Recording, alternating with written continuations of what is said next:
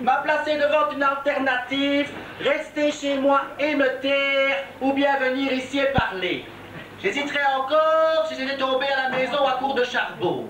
Car en fait, tous les mouvements pour la libération de la femme, qu'il s'agisse de la femme libre, la femme en marche, la femme en a ras-le-bol, la femme n'est pas une serpillière, ou bien les derniers mouvements datent le FPP et les faire à savoir, faut pas pousser la femme dans le réfrigérateur. Tous ces mouvements, dis-je, n'ont que trop tendance à diviser la femme par la femme. Voilà pourquoi je me permets d'accaparer ce microphone pour vous dire de vous unir vous toutes, femmes à part entière ou non, autour d'une tête, d'un cerveau, d'un corps.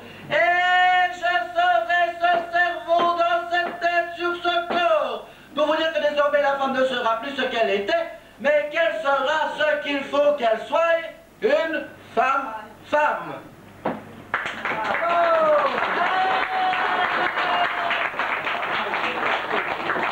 Ce qu'il nous faut évidemment, c'est l'assurance, l'indépendance, de l'ingérence, en l'occurrence, aurait tendance à la tolérance, à la concurrence de sa compétence.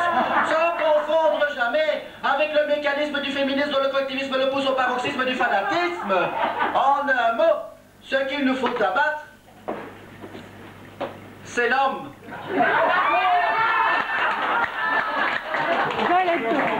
Cet homme égoïste, autoritaire, imbécile, écrasant de son complexe bestial le petit corps chétif que représente la femme face à son bourreau. Car enfin, mesdames, voyez notre existence, notre nom, il nous le prend, notre dot, il la prend, notre main, il la prend, et il nous prend bien d'autres choses. Mais il nous laisse la vaisselle, les fins de mois pénibles et la garde de l'enfant. Ah, cet enfant qui n'est même pas toujours de lui.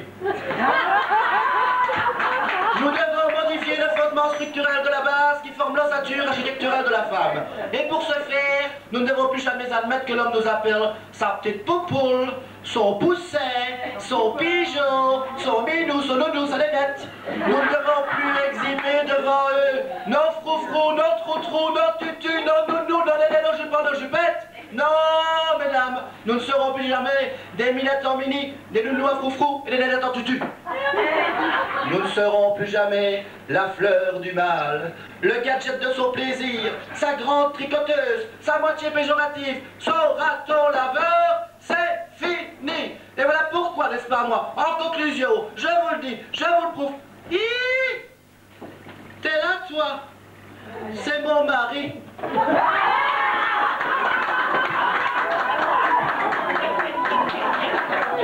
Mais, mon poussin chéri, je croyais que tu étais à ton billard ce soir. Oh, ne te tracasse pas, mon petit chacha. Le petit n'est pas tout seul, c'est du nom, hein. J'ai demandé à la concierge de monter de temps en temps pour voir s'il dormait, hein. Oui, hein, mon gros kéké. D'ailleurs, je t'ai préparé, là, comme tu aimes bien quand tu rentres tard, un petit dîner froid, là.